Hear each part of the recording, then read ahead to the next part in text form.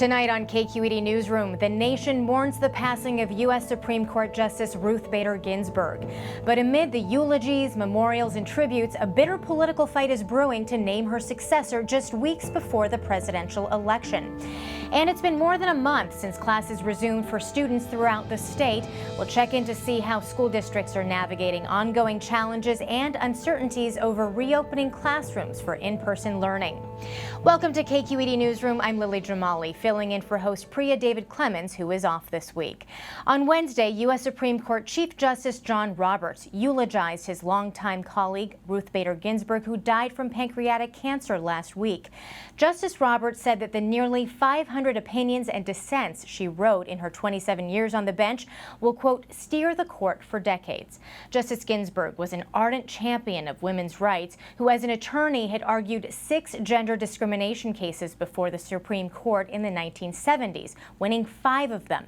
Meanwhile, a political fight is heating up on Capitol Hill over her successor. President Trump and top Republicans are aiming to nominate and confirm a new justice in the coming weeks, despite objections from Democrats. Joining me now by Skype from Mountain View is Lanhee Chen. He's a Hoover Institution Fellow and former advisor to the presidential campaigns of Mitt Romney and Marco Rubio.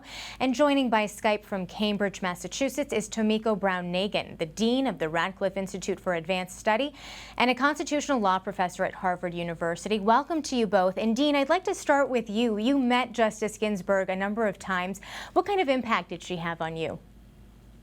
Sure, I did have the pleasure of meeting Justice Ginsburg a couple of times, and she was inspiring, in a word.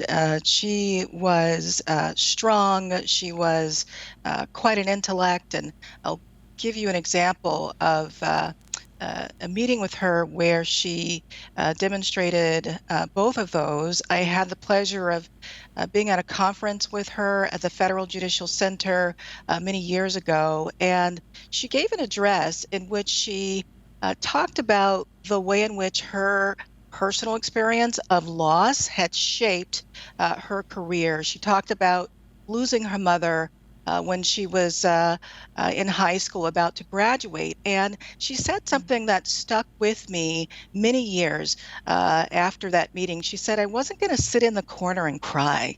In other words, that loss actually had the effect of inspiring her to pursue her personal dreams and, of course, to be an advocate for equity for all people. Wow. Well, thank you for that touching reflection on her impact on you and certainly on her legacy.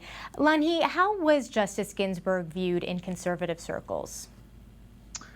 Well, I think her jurisprudence was often questioned. I think a lot of times she was seen as somebody who came out on the wrong side of cases, but I don't think anyone doubted her intellectual heft, that she had a very kind heart. I mean, as a lot of people may know, one of her closest friends was the late Justice Antonin Scalia, someone revered in conservative circles for his jurisprudence and his thought. And Scalia and Ginsburg had the unlikeliest of friendships, but one that was clearly very sincere. And I think led a lot of people on the right, a lot of conservatives, whether in the law or even just as political analysts, to have a great deal of respect for her. In some cases, begrudging respect, but a respect nonetheless. Well, the politics of replacing her, of course, have been fraught, to say the least. Looming large is the fact that Republicans are charging forward with a replacement, despite scuttling the nomination of Merrick Garland, President Obama's pick for the Supreme Court in 2016. Lanhee, your old boss, Mitt Romney, senator from Utah, said this week that he supports taking a vote on a replacement. Were you surprised by that?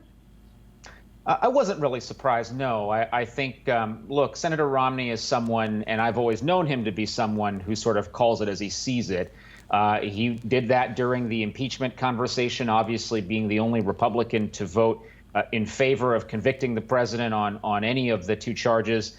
In this situation, I think his reading of the Constitution, his reading of historical norms around nominations made and considered when the president and Senate are of the same party. I think that ultimately drove his decision. Dean Brown-Nagin, to you, what do you make of arguments that prominent Republicans are making when it comes to moving forward with replacing her before the election? We heard what Mitt Romney had to say there. He's also making the argument that the U.S. is a center-right nation. Do you agree with that? And does it make sense to have the U.S. Supreme Court reflect that? Well, I am not surprised that the Republicans are pushing ahead, including because when Merrick Garland was nominated by President Obama and Mitch McConnell was explaining this rationale for election year rationale for holding him up, he at the same time said to a group of supporters that if the situation were reversed, of course, he would push ahead. He would want to push ahead. And I think that is really what's at bottom of this. The Republicans, including Mitch McConnell, have made the transformation of the courts a priority issue for many years. They've done a very good job in pushing through towards that objective. And the bottom line is that certainly the Republicans want to see appointed to the Supreme Court and to the lower courts judges and a justice who shares their view of the Constitution. Lanhee, what is your response to this argument that it's hypocritical for Republicans to move forward with a nomination in an election year, given what happened to Merrick Garland? Well, the argument from Mitch McConnell and from other Republicans on Capitol Hill is that one has to differentiate between a situation where the Senate and the presidency are controlled by opposite parties and situations as the present one where they're controlled by the same party. Look, I think that the bottom line here is it comes down to politics. This is a political consideration. There are a whole series of norms involved. There are a whole series of considerations involved, but when you boil it all down, this comes down to a political question, which is, given the opportunity, does the Senate move ahead in considering a nomination to the Supreme Court that has the potential to further entrench a conservative majority on that court? And Republicans in Congress, Republicans in the Senate have made that decision, which is fundamentally a political one. By the way, I don't know that Democrats would decide differently if they were in control. This is how our politics have become. And unfortunately, a lot of the norms that we have come to expect that two sides would observe in a consideration like this one have been tossed out the window, starting in 2013, for example, when Harry Reid made the decision to move away from the institutional norm of having a supermajority vote for lower court nominees. So this has been going on for some time now. Both sides are guilty of eroding those norms. Dean Brown-Nagin, a conservative judge is no doubt going to tip the scales on a host of cases for years, generations to come. And one of the cases that the Supreme Court will hear, I believe it's in the week after the election, is on the Affordable Care Act. It's seen as an existential threat to Obamacare by a number of Democrats. I'm wondering, is that your view? Do you see that case as being existentially important to the future of the ACA? Well, it depends on how the justices reason about the case, which involves the possibility of striking down an element of the law and preserving preserving other elements. So I'm not sure that it necessarily, the case necessarily has to be an existential threat to the entire Affordable Care Act. I do know that not having Justice Ginsburg on the court will make a tremendous difference, likely in the outcome, and thus as to whether people continue to have health care. And I say that not only because of the way she voted in the past on the Affordable Care Act, but because this case has a standing issue embedded in it. Justice Ginsburg was very interested in issues of standing, and her whole way of approaching issues. Of course, she had a progressive lens through which she saw cases, but she also was in many ways moderate in terms of how she interacted with her colleagues. And I think that, sure, this case is a very important one, and the appointment of a new Supreme Court justice is going to have a tremendous impact. Lanhee, what's your take? Well, it's a significant case for any number of different reasons. It certainly has ramifications for the Affordable Care Act. There are some bigger legal questions about whether, for example, the court will look again at a set of doctrines that's been kind of acceptable for some period of time, for a long period of time. And there are some technical legal questions, but more broadly, it could throw the ball back into Congress's court next year, Congress and the president, whoever that might be. If for some reason the Supreme Court does strike down the ACA, it does then require Congress potentially to step in and address all sorts of issues, ranging from the Medicaid expansion that's been responsible for covering many Americans to this issue of pre-existing condition exclusion protections, which were a big part of the political argument for the ACA. So this is a court case, yes, but it is more importantly going to be a big policy question potentially at the very start of the next president's administration, if Biden gets elected. President Trump is expected to announce his pick for a replacement for Justice Ginsburg tomorrow. The frontrunner appears to be Judge Amy Coney Barrett. What can you tell us about her, Dean Brown-Nagin? And in particular, what do we know about her take on landmark cases like Roe v. Wade? Well, Judge Barrett, who is a judge on the Seventh Circuit Court of Appeals, is a law professor at Notre Dame. She is a former law clerk to Justice Scalia. She is said to have been a favorite of Justice Scalia. She is very well thought of, including in conservative circles.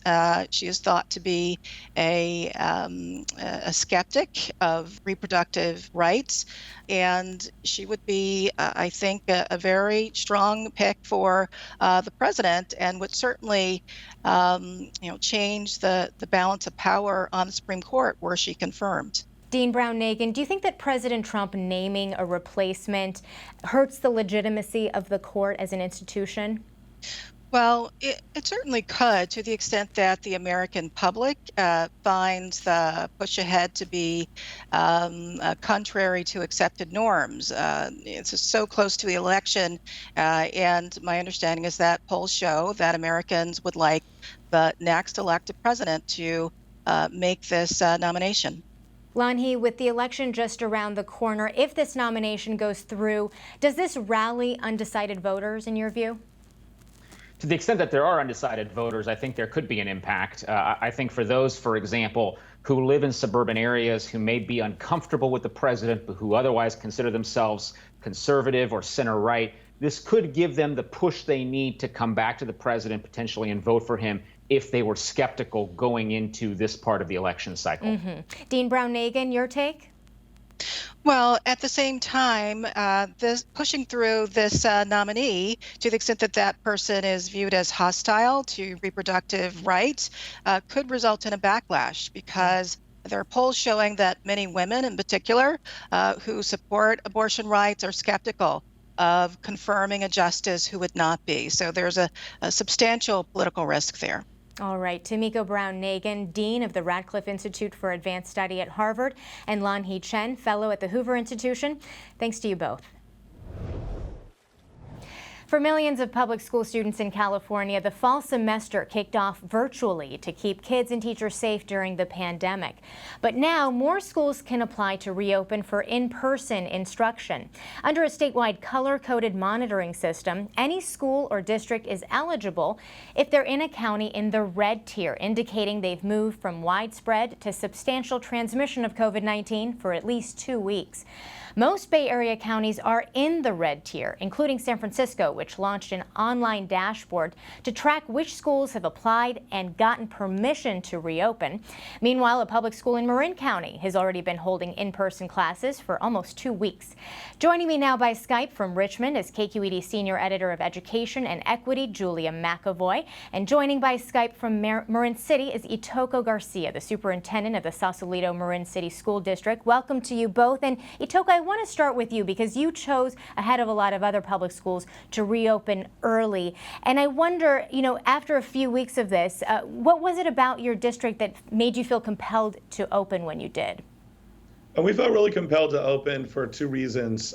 One, a large number of our parents had expressed some challenges and concerns around their students' ability to engage with distance learning, and had really requested an in-person option because we serve the historically Black community here in Marin County and a large number of low-income students, and they really needed us to be open to go back to work. In addition, we were one of the first schools in the county to bring back students for in-person learning. And so we had run 3 different programs over the summer with up to 80 students. We ran a bridge program for transitional kindergarten students. We ran an extended school year program for students with IEPs. And then in partnership with the Hannah Project, which is a local nonprofit organization, we ran Freedom School. And so we felt like we had the protocols in place, the experience in place to apply for a waiver with the Marin County Public Health Department and the state. And we were the second public school in the state to be granted a public health waiver to operate school. And so we went ahead and did open. And Shoko, what has been the reaction so far from parents and students in your district? We have 115 students enrolled in our school, and 102 of them have been present every day of instruction. So pretty high. Parents and kids were really excited to come back to school. I think one of the things that we didn't anticipate was how much kids miss school. They're really engaged and really happy to be here. Julia, one of the stumbling blocks at the start of distance learning was getting all students access to digital devices and access to the internet. Itoko, you were able to achieve that in your district, but Julia, you've been looking at Oakland, you've been looking at rural districts in California. What are you hearing on that front? I mean, I think we have to give some credit to the large districts like Oakland and San Francisco, which have really provided thousands of devices for students and thousands of hotspots for students, trying to make sure that every single student got connected and has a high-speed connection. In the rural areas, it's really hard to get high-speed internet to some of these outlying areas north of Sacramento, where I went to, Colusa County, for example, and it remains a hurdle there. And it's really why some people are raising this cry for universal basic internet, that internet should be a basic public utility like water and electricity, and it should be affordable for everybody. Itoko, you reopened to in-person classes, of course, about 2 weeks ago, but you did have a positive COVID-19 case on your staff. What is your protocol for when that happens? Our protocol is to cooperate with our public health department and do a track and trace. It did happen before we opened, and so that's why we delayed by 1 week. We have a bunch of safeguards in place, health screenings at arrival for all the students, health screenings for staff. And, the only person that can order a COVID-19 test is the public health officer. There was no concern from our Marin County public health officer over the case we had. She didn't even order any, the assistant public health officer didn't even order any follow-up testing in this case. But obviously, if that was ordered, that's what we would have done. Julia, San Francisco and Alameda counties have both been upgraded from that purple tier to the red tier, which indicates that they are getting the pandemic somewhat under control in those areas. And that also means that districts and schools can apply to reopen. From what you have seen so far, are they actually doing that? A good number are, but the ones that are applying to reopen are almost nearly all charters, parochial schools, or private schools. We see very few, if any, large urban districts that are trying to take those steps right now.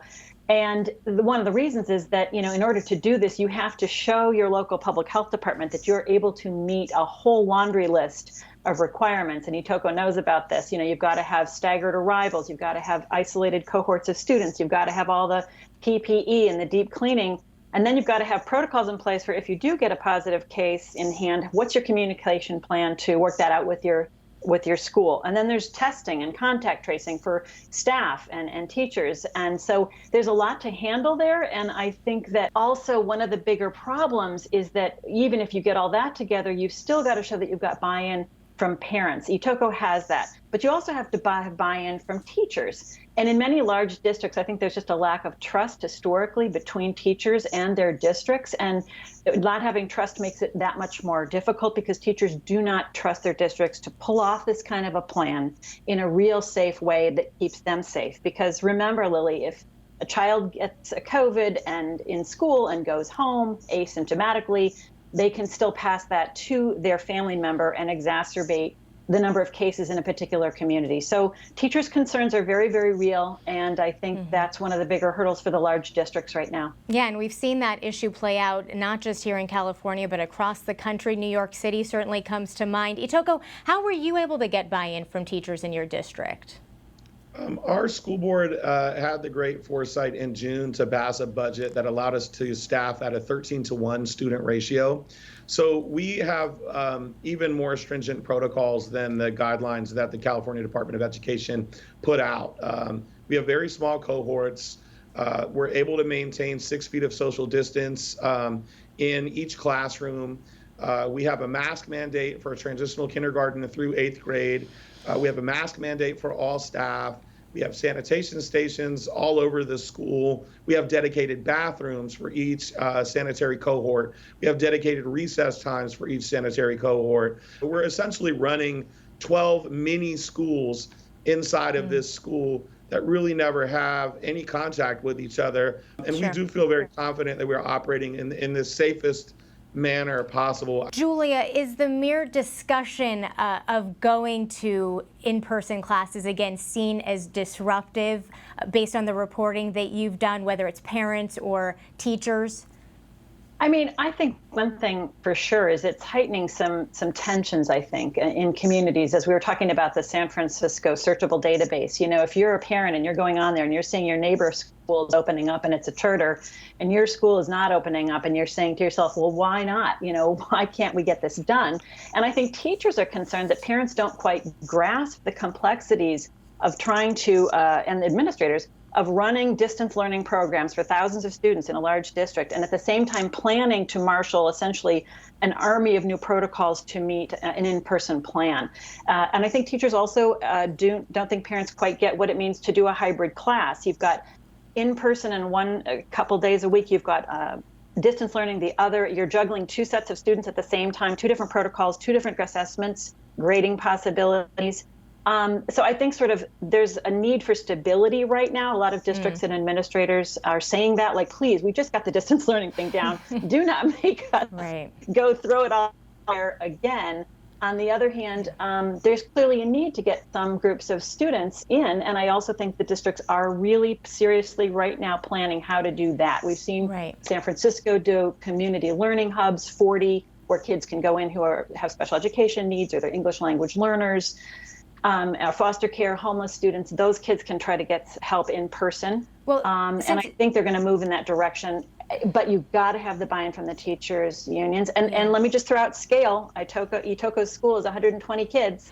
You know, doing it at scale of a large district is just a whole nother ballgame. Well, Julia, what are you seeing, since you brought up issues of equity just there, what are you seeing in terms of what private schools are doing? It seems like they are on a very different track in some cases than the public school systems in the state.